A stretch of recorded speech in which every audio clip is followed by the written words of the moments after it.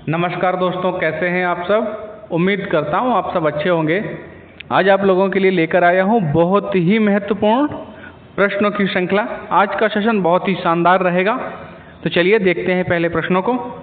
सबसे पहले देखेंगे प्रीवियस वीडियो में जो मैंने आप लोगों के लिए प्रश्न दिया था उसका आंसर देख लेते हैं। किस व्यवहारवादी ने कहा है आप मुझे नवजात शिशु दे दो, मैं उसे डॉक्टर, वकील, चोर या जो चाहूँ वो बना सकता हूँ। ये किस व्यवहारवादी की बहुत ही महत्वपूर्ण परिभाषा है। ये वाटसन महोदय की है। बहुत ही बड़े व्यवहारवादी वैज्ञानिक थे, ये अमेरिका के रहने वाले थे। तो सही आंसर हमारा हो जाएगा ए, वाटसन महोदय की ये परिभाषा है। सभी लोगों ने लगभग में सही आंसर इसका दिया हुआ था। प्रीवियस वीडियो का ये क्वेश्चन आप लोगों के लिए जो मैंने दिया था, ये कहाँ के रहने वाले थे, तो ये अमेरिका के रहने वाले थे और व्यवहारवादी वैज्ञानिक थे। नेक्स्ट प्रश्न पे चलते हैं और नेक्स्ट प्रश्न को देखते हैं। ये प्रश्न पूछा गया है यूपी में, प्राइमरी लेवल पे पूछा गया है, पीआईटी में 1 से 5 में पूछा गया है। सभी प्रश्न पूछे हुए ही हैं इसमें। 2 फरवरी 2016 को जो यूपी टेट की पेपर हुआ था उसमें ये पूछा गया था। 2 फरवरी 2016 को यूपी पीआईटी में ये पूछा गया था, प्राइमरी टेट में। चलिए भाई और देखते हैं अगला प्रश्न। हॉल का सिद्धांत निम्न में से किसकी व्याख्या करता है।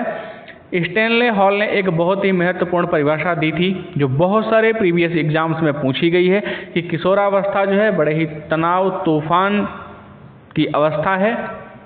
तो इनकी ये परिभाषा बार बार पूछी जाती है, तो आप लोगों को याद करके रखना पड़ेगा। एग्जाम पॉइंट्स में मैंने नोट करवा दिया है और जो एग्जाम पॉइंट्स आगे नोट करवाने हैं वो अगले क्लास में नोट्स करवा दूंगा। तो किशोरावस्था का विकास से संबंधित है इनकी परिभाषा। कहाँ दिया है, डी में दिया है, स्टैनले हॉल का। अगले प्रश्न पे चलते हैं। शारीरिक विकास को प्रभावित करने वाले कारक कौन कौन से हैं। तो वंशानुक्रम प्रभावित करता है, वातावरण भी प्रभावित करता ही है, खेल तथा व्यायाम बहुत ही महत्वपूर्ण तरीका से प्रभावित करते हैं शारीरिक विकास को। तो सही आंसर हो जाएगा डी, उपरोक्त सभी। अगले प्रश्न पे चलते हैं। निम्न में से कौन सी एक अंतःस्रावी ग्रंथि नहीं है। एड्रिनल ग्रंथि है, पीयूष ग्रंथि भी अंतःस्रावी ग्रंथि है, थायराइड ग्रंथि भी है, लेकिन लार ग्रंथि जो है ये अंतःस्रावी ग्रंथि नहीं है। और यहाँ क्या पूछा गया है हमसे, निगेटिव। यहाँ पे आपको मार्क कर लेना है कि जहाँ भी निगेटिव दिखेगा 1 से 2 नंबर गड़बड़ कर देता है, थोड़ा सा भी ध्यान भटकेगा तो अंतःस्रावी ग्रंथि देखेंगे और एकदम से थायराइड ग्रंथि या पीयूष ग्रंथि कोई भी मार के निकल लेंगे वहाँ से। तो ऐसा नहीं करना है, आपको निगेटिव पे ध्यान रखना पड़ेगा। 2 से 3 नंबर का डिफरेंस से पैदा करेगा और कभी कभी 1 से 2 नंबर से ही यूपी टेट रह जाता है। तो चलिए अगले प्रश्न पे चलते हैं। विद्रोह की भावना की प्रवृत्ति निम्न में से किस अवस्था में पाई जाती है। तो पूर्व किशोरावस्था की जो एज होती है ये बहुत ही खतरनाक एज है। इसमें विद्रोह की भावना की प्रवृत्ति एक बड़े लेवल पर हो ही जाती है बच्चों में, क्योंकि उन्हें माँ बाप से अलग रहना होता है, उन्हें अपनी स्वतंत्रता चाहिए होती है। तो सही आंसर हमारा हो जाएगा सी, पूर्व किशोरावस्था। इसकी जो एज मानी जाती है लगभग 12 से 14 वर्ष के आसपास तक मानी जाती है। इसमें माँ बाप से बच्चे अलग रहना चाहते हैं, उनको लगता है कि हम जो कर रहे हैं वही सही है। रोकना टोकना उनको बिल्कुल भी पसंद नहीं होता है। रोकने टोकने की वजह से उनको ये लगता है कि हमारी आज़ादी का हनन हो रहा है, स्वतंत्रता का हनन हो रहा है और वो विद्रोह की भावना उनमें और ज़्यादा बढ़ती जाती है। अगले प्रश्न पे चलते हैं। विकास के परिणाम स्वरूप नवीन विशेषताएं और नवीन योग्यताएं प्रकट होती हैं। यह कथन किसका है। बहुत ही इम्पोर्टेंट कथन है, बहुत बार एग्जाम से पूछा गया, सारे प्रश्न पूछे गए हैं। आप लोग सारे प्रश्नों को देखेंगे और मेरा प्रीवियस ईयर आप चेक करेंगे। जो प्रीवियस ईयर 2011 से 2021 तक के सभी वीडियोज अपलोड कर रहा हूँ मैं। 2011 से 2021 तक जितने भी यूपी टेट हुए हैं सबके वीडियोज प्रीवियस ईयर सॉल्व करके चैनल पर अपलोड कर रहा हूँ। आप लोग देखेंगे, उसके अंतर्गत जाके बाल विकास को देखिए। इसी प्रैक्टिस सेट से 4 से 5 क्वेश्चन ऐसे होंगे जो उसमें दिए गए होंगे प्रीवियस ईयर्स में। और पहले जो 2 क्लासें हुई हैं उनसे लगभग में अगर तीनों को जोड़ेंगे तो 10 से 12 प्रश्न। तो आप लोग सोच सकते हैं कितना तगड़ा सिलेबस है और कितने तगड़े लेवल से आपका अध्ययन कार्य आगे बढ़ाया जा रहा है। सही आंसर हमारा हो जाएगा वी, हरलाक महोदय ने। हरलाक महोदय का बहुत ही महत्वपूर्ण कथन है, ये भी यूपी टेट में पूछा गया है। कब पूछा गया है? 15 अक्टूबर 2017 को पूछा गया है। निम्न में से कौन सा शारीरिक विकास का एक प्रमुख नियम है? तो अनियमित विकास का नियम सही हो जाएगा, क्योंकि विकास जो है इंसानों में अनियमित ही होता है। जैसे शैशवावस्था में बहुत तेज़ी से शारीरिक विकास होता है, उसके बाद थोड़ा सा धीमे पड़ जाता है। फिर किशोरावस्था में बहुत तेज़ी शारीरिक विकास होता है, मानसिक विकास होता है। उसके बाद प्रौढ़ावस्था में विकास फिर धीमा पड़ जाता है। तो इंसानों में जो शारीरिक विकास है वो अनियमित होता है। अगले प्रश्न पे चलते हैं। किशोरावस्था तूफान और संघर्ष का काल है, यह कथन किसका है? ये कथन मैंने अभी आपको लोगों को कुछ देर पहले ही बताया था। ये कथन बहुत ही प्रसिद्ध परिभाषा है, स्टैनले हॉल जी की है। ये बहुत बार पूछा गया है, बहुत बार पूछा गया है प्रश्न। इसको इम्पोर्टेंट करके नोट्स कर लीजिए।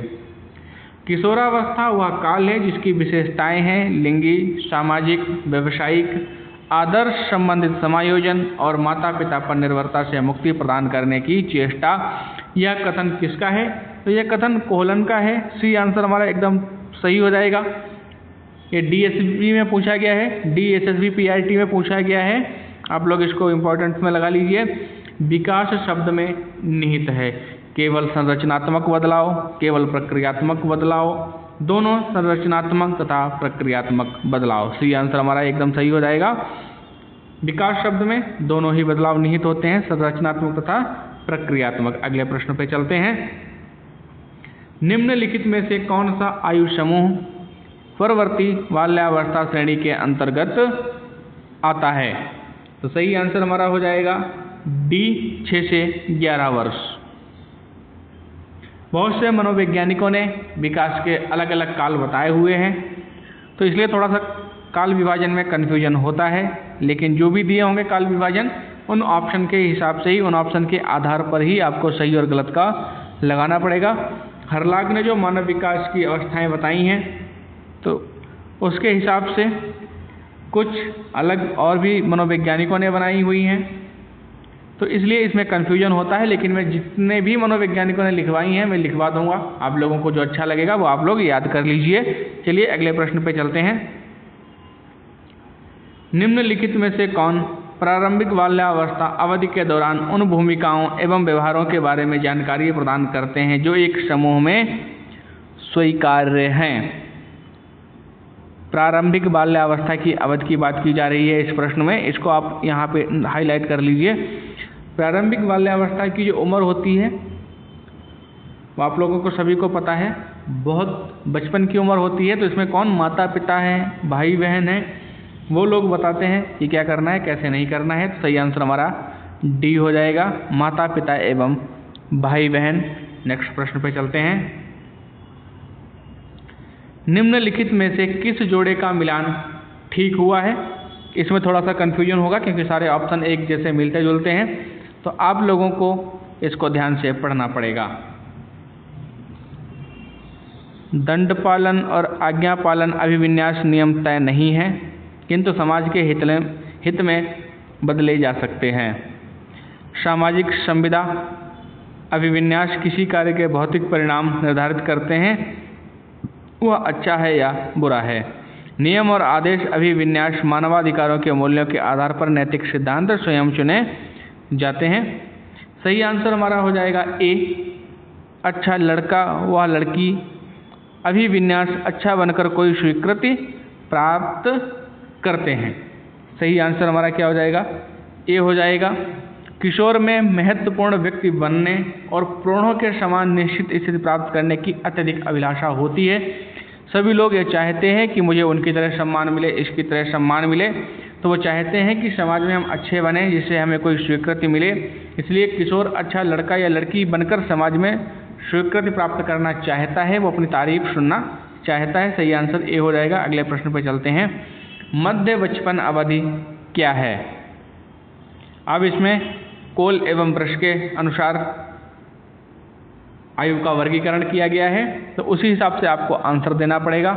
तो 6 से 11 वर्ष मध्य बचपन की अवधि है। सही आंसर हमारा बी हो जाएगा। कोल के अनुसार जो शैशवावस्था है वो जन्म से 2 वर्ष तक है। प्रारंभिक बाल्यावस्था 2 से 5 वर्ष है।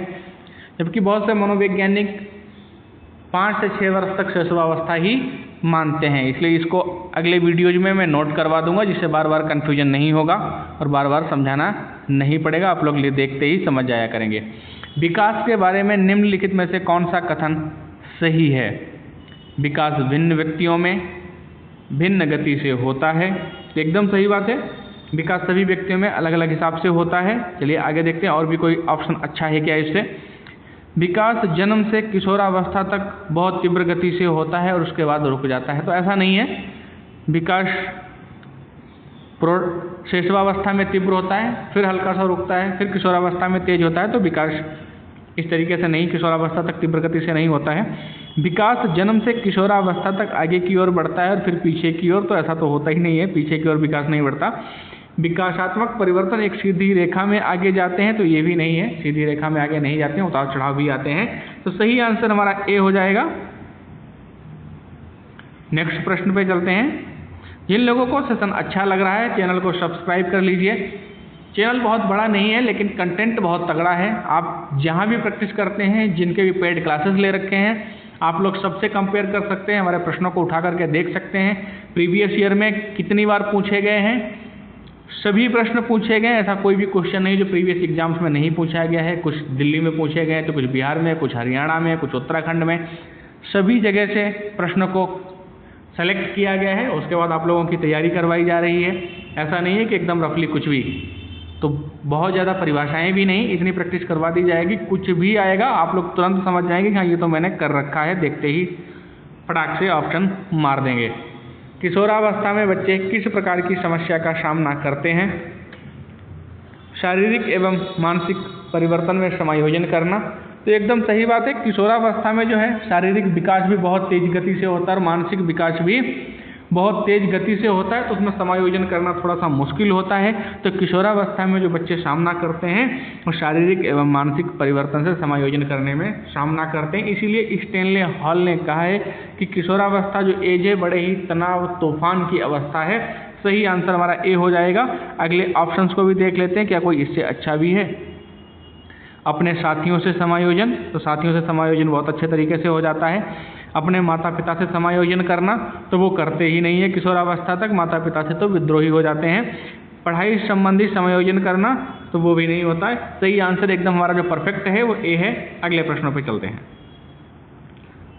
बच्चों के अच्छे चरित्र निर्माण के लिए क्या करना चाहिए या क्या सहायक है, बताइए आप लोग। ये भी पूछा गया है, उत्तराखंड टेट में 2013 में पूछा गया है। ये पाठ्य पुस्तकों में चरित्र निर्माण संबंधी पाठ होने चाहिए, तो ये समावेशी शिक्षा के अंतर्गत आप लोग देखेंगे तो इससे अच्छे ऑप्शन भी बहुत उपलब्ध मिलेंगे।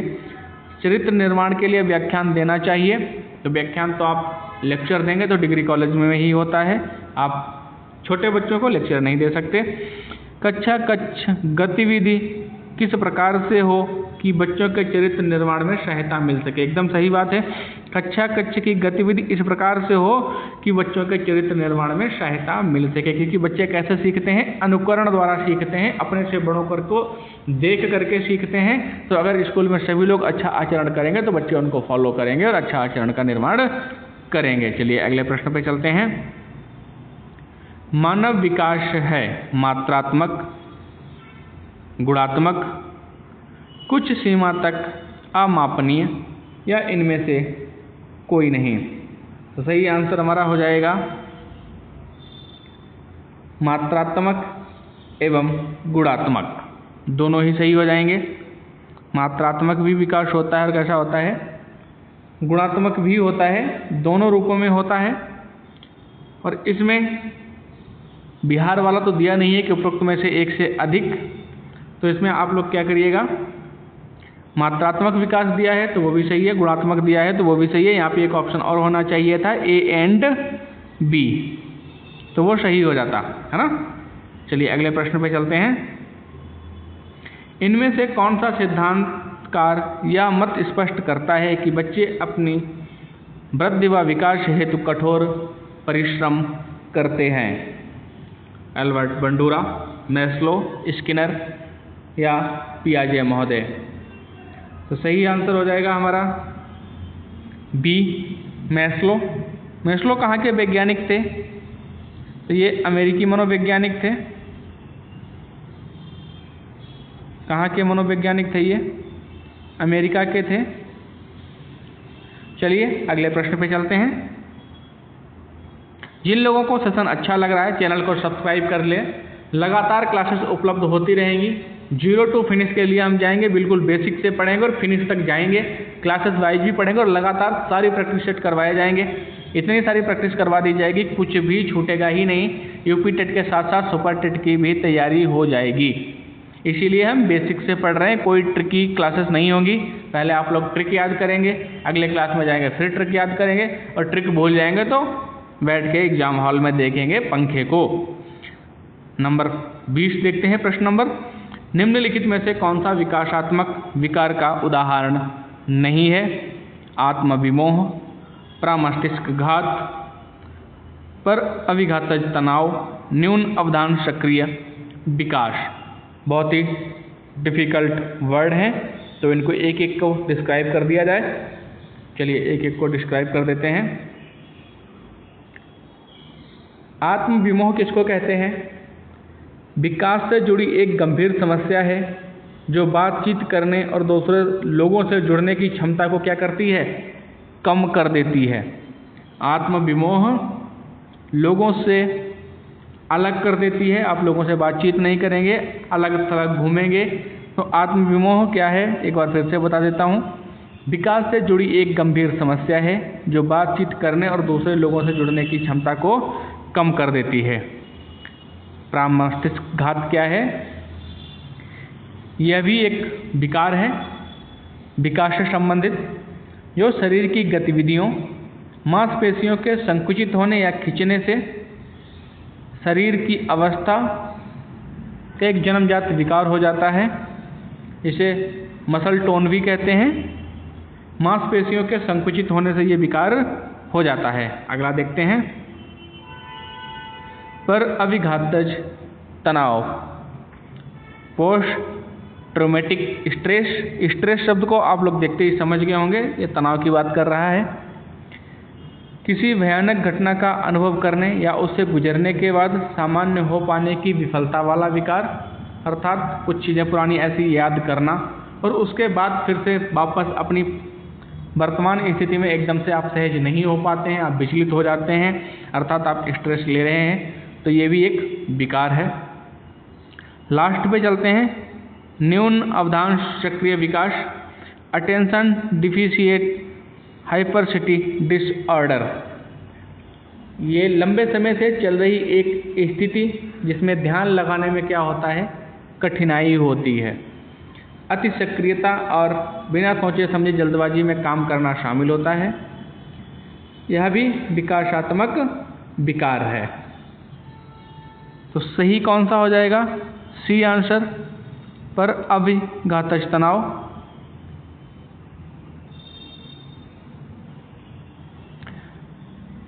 पर अभिघातज तनाव किसी भयानक घटना का अनुभव करके, तो पहली वाली ये विकास से संबंधित है, विकार है, ये भी विकास का विकार है, ये भी है। लेकिन सी हमारा जो है ये विकासात्मक विकार का उदाहरण नहीं है। अगले प्रश्न पे चलते हैं।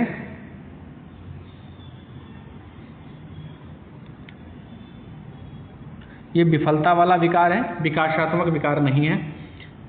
14 वर्षीय देविका अपने आप से पृथक स्वनियंत्रित व्यक्ति की भावना को विकसित करने का प्रयास कर रही है।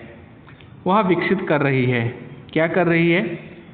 वो लोगों से अलग होने की कोशिश कर रही है, अर्थात अपने आप को स्वतंत्र घोषित करना चाह रही है, अपनी आज़ादी चाह रही है, अपनी स्वायत्तता चाह रही है। ये किशोरावस्था में पहुँचते पहुँचते बच्चों में हो जाता है, अपनी खुद की आज़ादी। सही आंसर भी हो जाएगा स्वायत्तता। इस अवस्था के बालक और बालिकाओं में शारीरिक और मानसिक स्वतंत्रता की जो भावना होती है बहुत प्रबल हो जाती है। 14 वर्ष की जो अवस्था है, किशोरावस्था, प्री किशोरावस्था भी कह सकते हैं। अगले प्रश्न पे चलते हैं। शैशव काल की अवधि है, तो जन्म से 2 वर्ष इसको मानेंगे। ये आंसर हमारा सही हो जाएगा। नेक्स्ट प्रश्न पे चलते हैं। नर्सरी कक्षा में शुरुआत करने के लिए कौन सी विषय वस्तु सबसे अच्छी है? तो नर्सरी कक्षा में मेरा परिवार सबसे अच्छा विषय वस्तु है। कहाँ दिया है भाई? ए में दिया है। ए आंसर हमारा सही हो जाएगा। ये बहुत बार पूछा गया है, DSSB PRT में पूछा गया है, उत्तराखंड PRT में पूछा गया है, CTET 2012 में पूछा गया है। सारे ही प्रश्न पूछे गए हैं, ये 3 से 4 बार पूछा गया है, तो इसको भी इम्पोर्टेंट में लगा लीजिए। किशोर का अनुभव कर सकते हैं बचपन में किए गए अपराधों के प्रति डर के भाव, आत्मसिद्धि के भाव, जीवन के बारे में परितृप्त, दुश्चिंता और स्वयं में सरोकार। तो ये सही है, दुश्चिंता और स्वयं में सरोकार। जोन्स एवं सिम्पसन ने एक परिभाषा दी थी, बहुत ही महत्वपूर्ण। किशोर महत्वपूर्ण बनना, अपने समूह में स्थिति प्राप्त करना, श्रेष्ठ व्यक्ति के रूप में स्वीकार किया जाना। इन सब के लिए क्या होता है, बच्चे जो हैं बहुत अधिक चिंतित रहते हैं। वो चाहते हैं कि हम श्रेष्ठ हों, दूसरों में हमारा नाम आगे हो और हम सबसे आगे हों। अपने भविष्य के बारे में भी चिंतित होने लग जाते हैं किशोरावस्था तक पहुँचते पहुँचते।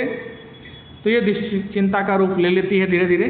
तो दुश्चिंता और स्वयं में सरोकार एक किशोरावस्था का हो जाता है, अपने आप अकेले ही बातें करने लग जाना। निम्नलिखित में से यहाँ पे डे से के अतिरिक्त सभी वातावरणीय कारक विकास को आकार देते हैं, लेकिन एक कौन सा कारक है जो विकास को आकार नहीं देता है? पौष्टिकता की गुणवत्ता, एकदम सही बात है। संस्कृति, ये भी सही बात है। शिक्षा की गुणवत्ता, ये भी सही बात है। शारीरिक गठन, तो ये जो वातावरणीय कारक हैं उनके विकास को आकार नहीं देता है। शारीरिक गठन के अतिरिक्त सभी वातावरणीय कारक जैसे पौष्टिकता की गुणवत्ता, सामाजिक सांस्कृतिक पृष्ठभूमि, शिक्षा की गुणवत्ता, अभिभावक की आर्थिक स्थिति आदि बालक के विकास को प्रभावित करते हैं, लेकिन शारीरिक गठन से विकास के प्रभाव का कोई भी लेना देना नहीं होता है।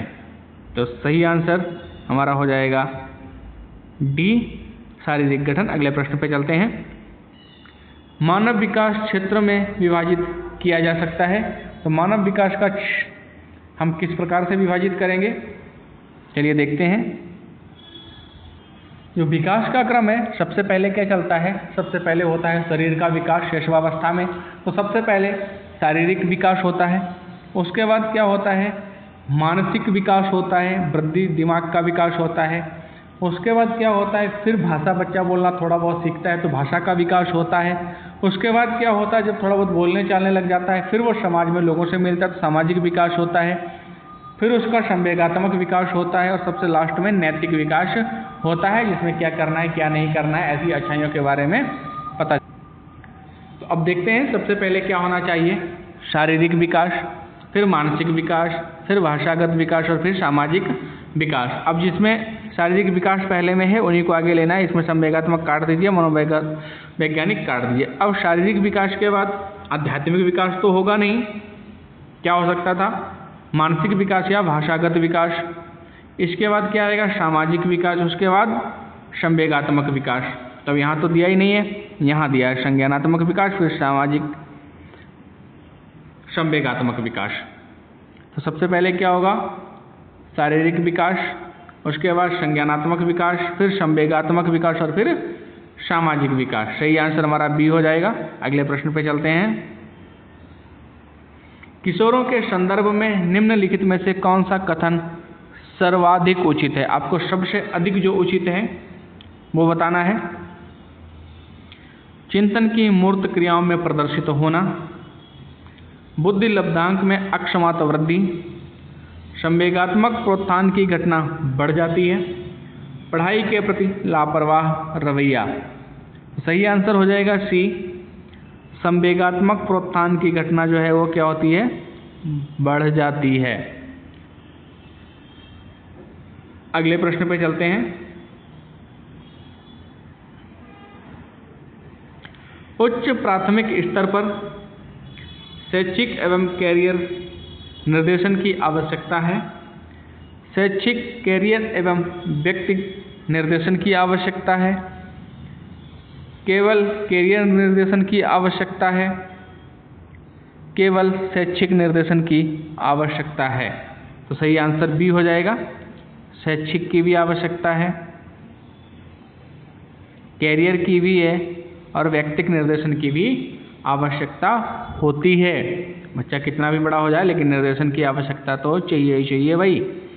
बच्चों में नैतिक मूल्यों को विकसित करने का सर्वाधिक उचित तरीका क्या है? कि बच्चों में नैतिक मूल्यों को विकसित करना, तो सबसे अच्छा तरीका क्या है वो आपको बताना है। प्रातःकालीन सभा में बच्चों को नैतिक उपदेश देना, तो उपदेश आप अपने घर में दीजिए, मंदिरों में दीजिए। उपदेश बच्चों को नहीं देना है भाई, भाषण में दीजिए। बच्चों को आपको पढ़ाई से संबंधित ही करना है, उपदेश नहीं देने जाते हैं, आप पढ़ाने जाते हैं। तो ये तो देखते ही कट कर दीजिए इसको। विद्यार्थियों के सामने एक परिस्थिति रखना और उस पर निर्णय के लिए कहना, तो हो सकता है लेकिन इतना ज़्यादा इफेक्टिव नहीं है। अगले प्रश्न पे देखते हैं ऑप्शन। शिक्षकों एवं बड़ों द्वारा नैतिक मूल्यों को प्रदर्शित करना, ये हो सकता है क्योंकि जो बच्चे होते हैं वो अपने से बड़ों को देख करके ही, अर्थात अनुकरण के माध्यम से ही सीखते हैं, तो ये हो सकता है। अगला भी देख लेते हैं। विद्यार्थियों को नैतिकता और अनैतिकता के बीच अंतर करना सिखाना, तो वो बहुत मुश्किल है। सी आंसर हमारा सही हो जाएगा। शिक्षकों एवं बड़ों द्वारा नैतिक मूल्यों का अगर प्रदर्शन किया जाएगा तो बच्चे उनको फॉलो करेंगे। अगर किसी परिवार में बड़े लोग हैं जो घर के गार्जियन हैं, अगर वो अच्छे आचरण करते हैं तो स्वाभाविक है बच्चे उनको देखेगा और अच्छे आचरण स्वयं भी करेगा। आज के प्रश्नों की श्रृंखला का आज के सेशन के अंतिम प्रश्न पर चलते हैं। जिन लोगों को सेशन अच्छा लगा है कमेंट करके अवश्य बताइए। इसमें एक्स्ट्रा बकवास कुछ भी नहीं होगी, सिर्फ महत्वपूर्ण एग्जाम पॉइंट्स और पढ़ाई से संबंधित ही बातें होंगी। निम्नलिखित में से कौन सा सूक्ष्म गतिक कौशल का उदाहरण है? ये बहुत ही इंपॉर्टेंट है, बहुत बार पूछा गया है, सीटेट में भी पूछा गया है बहुत बार, DSSB PRT दिल्ली में भी पूछा गया है बहुत बार। सही आंसर हो जाएगा लिखना। सूक्ष्म गतिक कौशल का पूछा, ये BTC में भी पूछा गया था। BTC और DLED में भी हम लोगों ने इसको बहुत बार पढ़ा है। जिन साथियों ने BTC DLED कर रखा है उनको सबको पता है, बहुत बार पूछा है और हम लोगों ने खूब इसको रटा है सूक्ष्म गतिक कौशल को। तो आज के प्रश्नों की श्रृंखला को यहीं समाप्त करते हैं। जो लोग मेरे साथ व्हाट्सअप नंबर पर जुड़ना चाहते हैं उनके लिए नंबर बता देता हूँ, 7037573856 व्हाट्सअप ग्रुप है। सिर्फ अध्ययन से संबंधित ही इस पर मटेरियल ऐड होता है, उसके अलावा कुछ भी एक्स्ट्रा ऐड नहीं होता है। जो लोग जुड़ना चाहते हैं डायरेक्ट मैसेज करते हैं। चलते हैं सबको, जय हिंद जय भारत।